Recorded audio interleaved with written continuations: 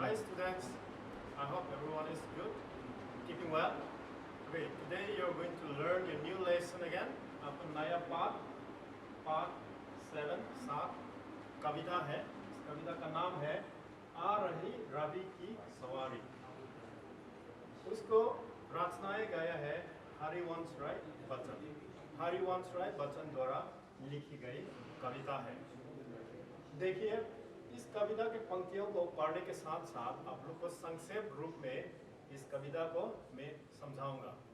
इसका पहले कवि इस कविता से ये कहना चाहते हैं कि प्रकृति में होने वाले सुंदर परिवर्तन का चित्रण किया हुआ है इस कविता में, और ये भी कहना चाहता है कि प्राकृतिक सुंदर और प्रकृति प्रेम दुख की संवेदन को समझने का सीख दिया हुआ है।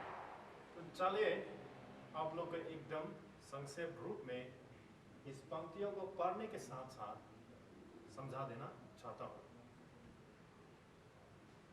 तो देखिए, आ रही रवि की सवारी, नव किरण का रात सजा है, काली कुसुम से पात सजा है, बदलों से अनुचरों ने स्वर्ण की पोशाक धारी, आ रही रवि की सवारी।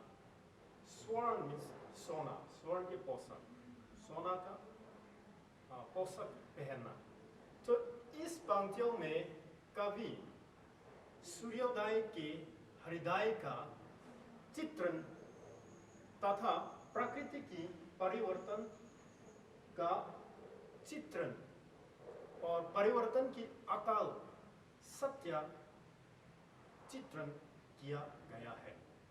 तो कवि कह रहे हैं कि इन पंक्तियों में कह रहे हैं कि आ रही है रवि की सवारी, यानी कि रवि अपना सवारी करके आ रही है। उसका रात सुबह की नए किरणों से सजा है। सुबह में जब सूरज निकला है, उसके नए किरणों से रवि की रात को सजाया हुआ है। कवि के कहने मतलब यह है, नव किरण का रात सजा है। दो पंक्तियों में कह गया है। तो काली कुसुम, कुसुम यानी कि फूल, यानी कि उसके किरणों से ही नहीं, फूलों से भी सजाया हुआ है। उसका पात में, उसका रास्ता पे सजाया हुआ है। तो ऐसा लगता है, कवि को ऐसा लगता है कि बादलों यानी कि क्लाउड, बादल से सूर्य का सेवा करते हुए कवि का दृश्य में देखा हुआ है। तो सेवक है जो सोने की पोशाक, पहले मैंने कहा गया था स्वर्ण यानी कि सोना, ऐसे कि बादलों में वो देखा सूरज के किरणों के साथ, तब सूरज को सोने की पोशाक यानी कि सोने के पोशाक पहने हुए जैसे कवि को देखता है, कवि को लगा है। तो सेकंड स्टैंजा में देखता हूँ, विहाग बंदी और चरण गा रहे हैं कीर्ति गायन। कीर्ति गायन यानी कीर्ति गायन मतलब विजय का गान,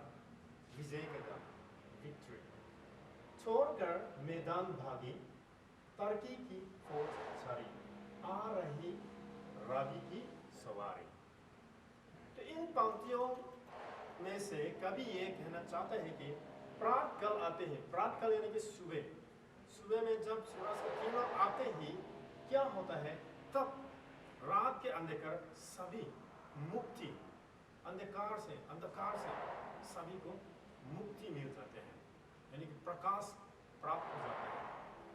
तो कवि को ऐसा महसूस होता है कि इसी समय पे कृति गायन यानी कि यास का गान गा रहे हैं।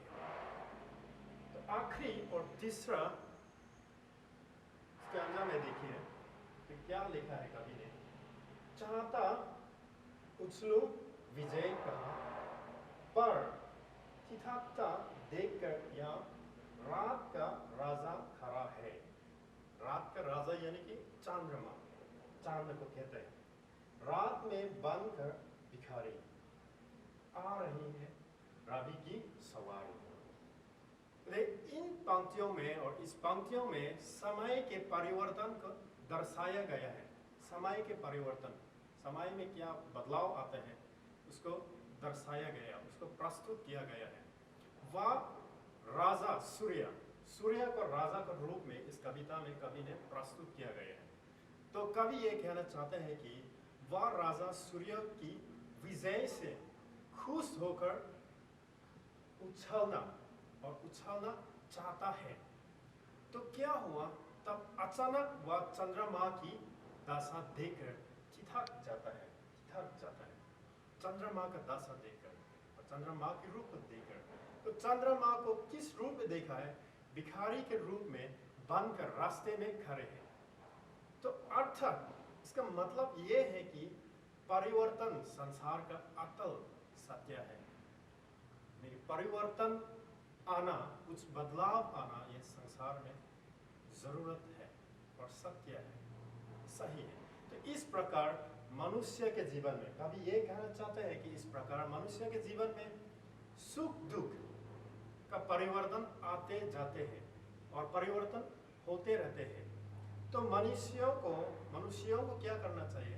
मनुष्यों को आने वाला समय के लिए अपने आप को तैयार होकर रहने से लाभ रहते हैं। तो कभी ये हमें प्रेरणा देना चाहते हैं, प्रेरित करना चाहते हैं कि हमेशा जो आने वाले समय के और कहीं भी स्थिति के लिए तैयार होकर रहने के लिए हमें प्रेरणा देता है। तो इस कविता का मूल्य शिक्षा है कि प्रकृति सुंदर, बहुत प्रकृति प्रेम, दुख की संवेदन को समझने का प्रेरित करता है। तो चले इस कविता के साथ साथ, इस वीडियो के साथ साथ आप लोग को मैं PDF के रूप में अपना क्वेश्चन आंसर, नहीं तो आपका गृह कार्य हम साथ भेज जाएंगे। तो उसको जरूर आप टाइम के समय पे दीजिए और इस कविता को जरूर अपनी किताब में देखकर पढ़ें ताकि आप फिर अच्छे से समझ सकें। आज के लिए मैं यहाँ से समाप्त करता हूँ।